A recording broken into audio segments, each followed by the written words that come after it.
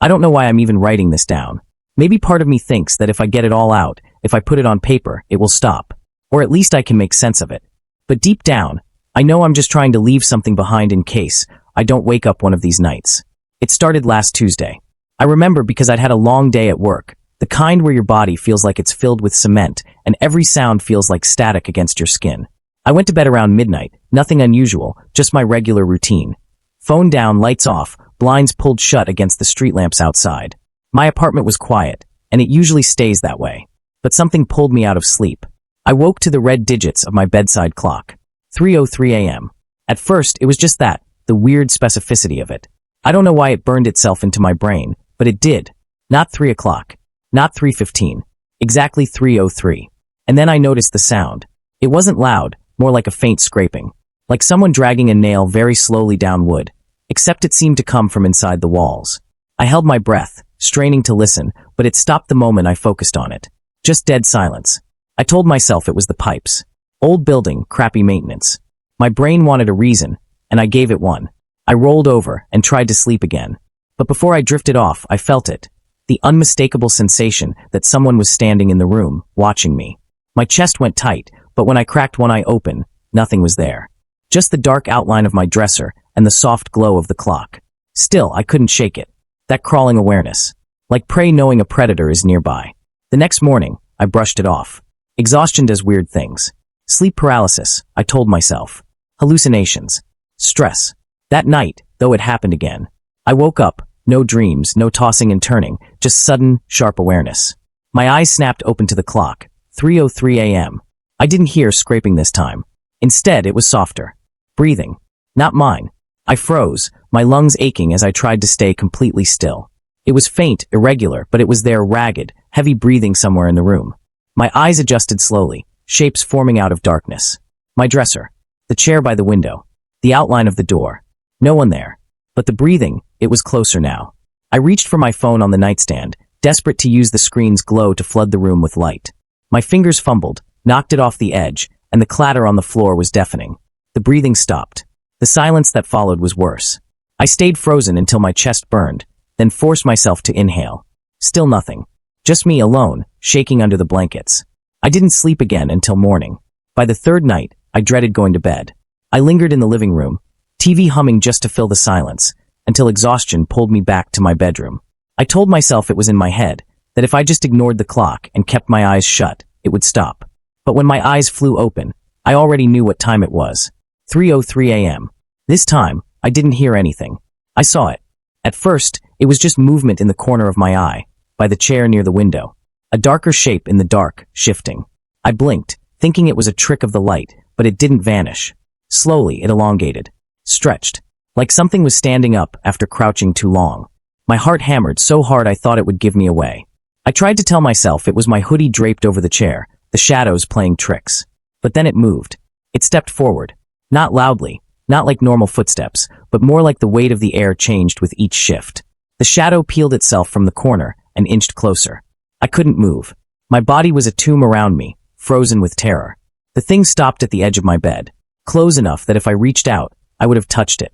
The darkness was thicker there, heavier, and though I couldn't see its face, or if it even had one, I knew it was staring right at me.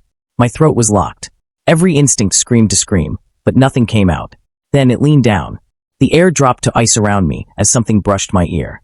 Not lips, not breath, but a pressure like sound without sound. And then, clear as if it was inside my head, I heard a whisper.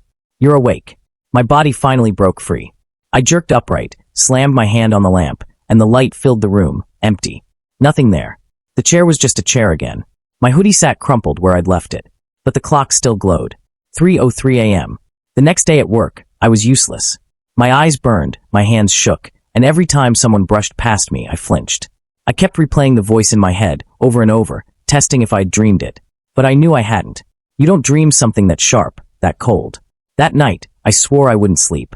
I stocked up on coffee, energy drinks, anything to keep me awake. Midnight passed. 1 o'clock, 2 o'clock. My eyes burned, but I held out. At 3 o'clock, my phone died. The screen went black, cutting off the only light I'd left in the room. I scrambled for the charger, but my hands were clumsy numb. By the time I plugged it back in and the screen blinked to life, the time stared back at me. 3:03 a.m. and then the closet door creaked open. I hadn't opened it. I never leave it open. The hinges groaned like something inside had been waiting, crouched in the dark. I grabbed the lamp switch, but the bulb only flickered once and went out with a sharp pop. The apartment was swallowed whole by the dark. I could hear it then, something moving inside the closet. Slow, deliberate shuffling. Not the sound of clothes brushing, but something dragging across the carpet. I wanted to run. My body wouldn't move. I could only sit there, shaking, as the door eased wider. Inch by inch. And then, 2 hands gripped the frame from the inside. They weren't pale or ghostly. They were just hands. Human hands. Long fingers curling around the edge, knuckles bending as though savoring the stretch. I snapped. I bolted for the door, tearing it open so fast it slammed into the wall. I didn't look back. I didn't care if I left everything behind. I just ran, barefoot down the hall, out into the street, the night air burning my lungs. I didn't go back until morning, when the sun was up and the safety of daylight made me feel stupid for fleeing. The closet was shut. The lamp worked fine. But the clock was flashing, the numbers resetting, as though the power had gone out. When I set it again, the first numbers it displayed were 303.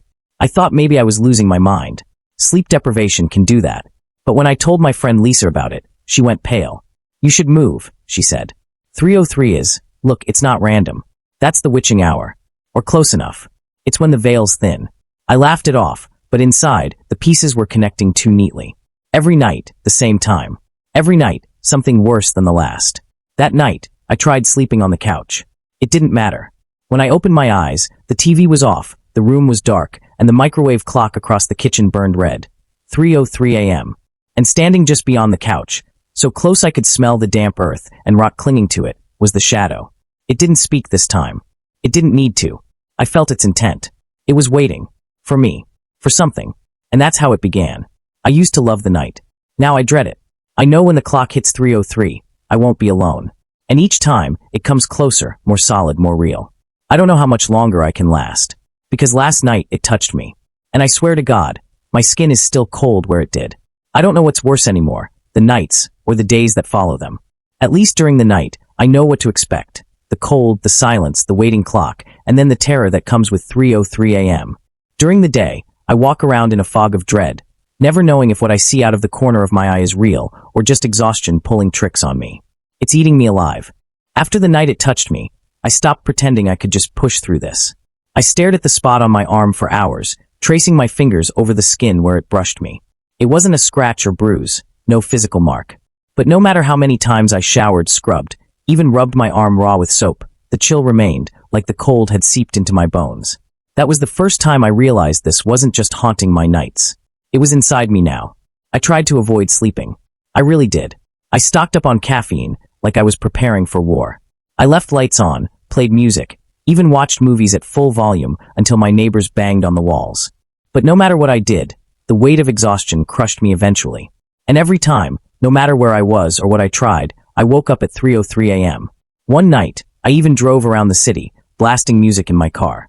I thought if I kept moving, if I refused to give the shadow a place to find me, it would stop. But when I blinked, just for a second, my head heavy against the wheel, I jerked awake and saw the clock glowing from the dashboard. 3:03 a.m. The music had cut out. The radio displayed nothing but static. And in the rearview mirror, something shifted in the back seat. I nearly crashed. Swerved so hard I skidded across the road before slamming to a stop on the shoulder. My heart was pounding so loud it drowned out everything else, but when I turned to look, the back seat was empty. Just my jacket, crumpled against the door. Still, I couldn't make myself get back in the car. I walked home that night, shaking, praying for dawn. Lisa noticed. She asked me again if I was okay, if I'd even been sleeping. I wanted to tell her everything. I wanted to dump this curse in her lap and scream that I wasn't crazy. But I couldn't. Because deep down, I knew if I said it out loud, if I named it, it would only make it stronger. Instead, I just told her I was stressed. She didn't believe me. Stress doesn't make you look over your shoulder every 5 seconds, she said. Stress doesn't make you jump when the AC kicks on. I almost snapped at her. Almost told her to leave me alone. But then she lowered her voice, leaned closer, and said, "Stress doesn't follow you in the dark." The way she said it made my stomach turn to stone. I didn't ask what she meant. I didn't want to know if she'd seen something.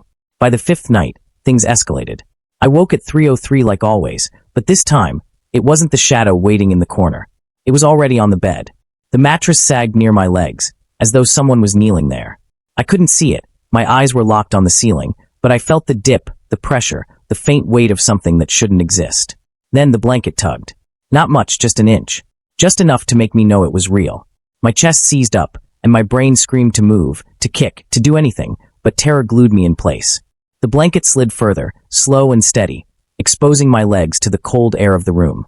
I broke then. I thrashed, kicking out, screaming, clawing for the lamp. My hands shook so violently I nearly knocked it over.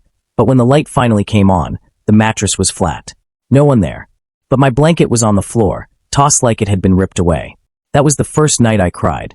Not out of fear. I'd been terrified since the beginning, but because I knew there was no escaping this. It wasn't about being in my bed or my apartment. It wasn't about the time of night. It was about me. It had chosen me. I started researching. Anything I could find about 3:03 a.m. I read old forums, strange occult blogs, even scanned PDFs of books I shouldn't have had access to. Over and over, I saw the same words. The devil's hour. The veil between worlds. The time when spirits mock the Holy Trinity. Some said 3 a.m. Some said 3:15. But when I searched 3:03 specifically, I found one story that froze me to my core. A post from a woman years ago, on some abandoned message board. She wrote about how she woke every night at 3:03 a.m. to see a figure at the edge of her bed. She said at first it only watched, but over weeks it drew closer. It whispered to her. It touched her. And one night, it crawled into bed beside her. The post stopped there. No replies. No follow-up. I tried to find her, but the account was deleted. No record, no trace. Just gone. Like she never existed. I started staying with Lisa after that. I told her it was just because I hated my apartment, but she saw through me. She didn't ask questions, though. She just made space on her couch, let me crash there. The first night at her place, I almost believed I was safe. We stayed up talking, the TV flickering quietly in the background until we both dozed off. I dreamed of nothing, no shadows, no whispers. But then I opened my eyes. The room was dark. The TV was off. And the glowing red numbers of the microwave across the kitchen burned into me. 3:03 a.m. I sat up, heart hammering, scanning the room. Lisa was asleep in her bedroom down the hall. Everything looked normal. For a second, I thought maybe it wouldn't follow me here. And then I saw it. A reflection in the microwave door. Not mine. Behind me. I spun around so fast I nearly fell off the couch. Nothing there. Just the empty living room. But when I looked back at the microwave, the reflection hadn't moved. It was still there. And this time, it was smiling. The next day, Lisa begged me to tell her what was happening. I almost did. The words bubbled up like bile, ready to spill, but something stopped me. Because the moment I tried to speak, the power went out. All at once, her apartment plunged into silence and dark. We just sat there, staring at each other in the dim gray light from the window. Neither of us said a word. The power came back a few minutes later, but I didn't try again. Whatever this was, it didn't want me talking about it. And I listened. Last night was the worst yet. I was back in my apartment. Stupid, I know, but I thought maybe Lisa was in danger too if I stayed with her. I couldn't drag her into this. So I lay there, wide awake, watching the minutes crawl by. 2:57, 2:59, 3 o'clock. I gripped the sheets so hard my knuckles ached. When the clock hit 3:03, the air in the room shifted. It's hard to explain, but it felt like the walls themselves exhaled. The temperature plummeted. The silence thickened until even my heartbeat sounded muffled. And then, the closet door opened again. This time, it didn't creak. It didn't drag. It just swung wide like it had been thrown open by something with strength. Inside was only darkness. I stared unblinking, waiting for the hands, for the figure, for anything. But nothing came. And then, slowly, the darkness inside the closet began to move. It spilled out, like smoke, like liquid shadow pouring across the carpet. Crawling toward the bed. I scrambled backward until my shoulders hit the headboard, but it didn't stop. It spread over the floor, climbed up the side of the bed, and pooled across the blanket. Cold seeped into me wherever it touched, freezing me in place. I couldn't breathe, couldn't scream. The darkness rose, stretching higher, until it formed a shape. A figure. It leaned closer, until I could see where a face should be. And for the first time, it spoke not with a whisper, but with a voice that rattled inside my skull. Almost time. And then it was gone. The clock still read 3:03. It never changed. I don't even remember falling asleep after that. I just woke to daylight, shaking, drenched in sweat, my throat raw from silent screams. But now, I can't stop thinking about what it said. Almost time. Almost time for what? I don't know how much longer I can keep this up. Every night is the same cycle of dread. Waiting, fighting sleep, and then losing, only to wake again to that same cursed time. 3:03 a.m. But last night last night was different. It feels like everything has been leading to this. Like all the whispers, the touches, the shadows, they weren't random. They were building to something. And I think whatever it is, it's almost here. All day yesterday, I couldn't focus. My body felt hollowed out, like I was moving through someone else's life. I went to work, pretended to answer emails, nodded through conversations I didn't hear. But inside, I was somewhere else. Staring at the clock in my head, waiting for it to crawl toward that time again. When I got home, I tried to resist the pull. I told myself I wouldn't go to bed, wouldn't let it win. I paced the apartment, every light on, TV blaring, kettle screaming on the stove because I forgot to turn it off. Anything to drown out the silence. But at some point, I must have blacked out. Because when my eyes opened, I was in bed. And the clock glowed. 3:03 a.m. The first thing I noticed was the sound. Not the scraping, not the breathing. This was different. A low, steady ticking. I turned my head and realized it wasn't coming from the clock. It was coming from inside the walls. Tick, tick, tick, like a clock counting down. I pressed my hands over my ears, but it didn't help. The sound was inside my skull. Every tick echoed in my teeth, in my chest, in the marrow of my bones. And then the whisper came back. Almost time. The voice was everywhere. Above me, below me, inside me. The closet door burst open. This time I didn't freeze. I couldn't. Something in me snapped, and I screamed. I grabbed the lamp, hurled it at the darkness, and ran. My bare feet slapped the floor as I tore down the hall, toward the front door. But when I flung it open, it wasn't my apartment building on the other side. It was darkness.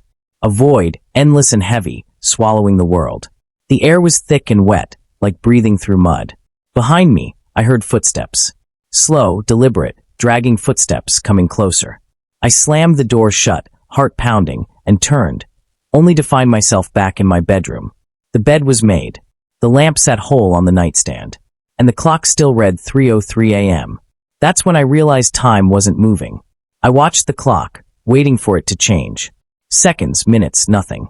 Just frozen, burning red numbers. 3:03 forever. The ticking grew louder. I staggered back against the wall, shaking, tears spilling hot down my face. What do you want? I screamed into the empty room. Why me? The shadow answered. It rose from the corner, taller than ever, stretching until its head brushed the ceiling. The darkness bent the light around it, warping the room. And then, in that rattling, skull-shaking voice, it said, "Because you woke up." I didn't understand. My mind raced, trying to make sense of it, but the words echoed, seared into me. Because you woke up. The ticking stopped. The silence was worse. Then the bed shifted. The blanket rose, as if invisible hands were lifting it, beckoning me in. I shook my head, backing away, but the wall pressed against me. I had nowhere to go. The shadow moved closer, each step bending the air, freezing my breath in my chest. It reached out, not with hands this time, but with the whole weight of its darkness, pouring over me, pressing me down.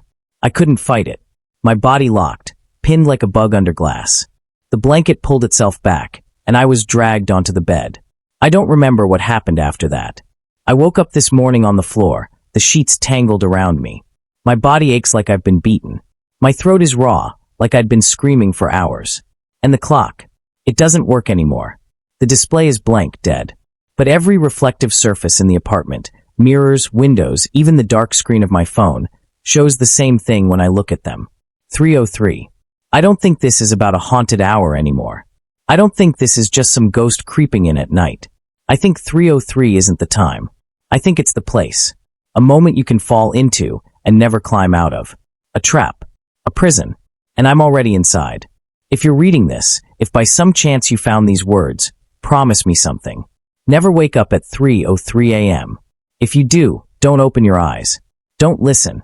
Don't move. Pretend you're still asleep. Because if you don't, it will know. And once it knows, it never lets you go.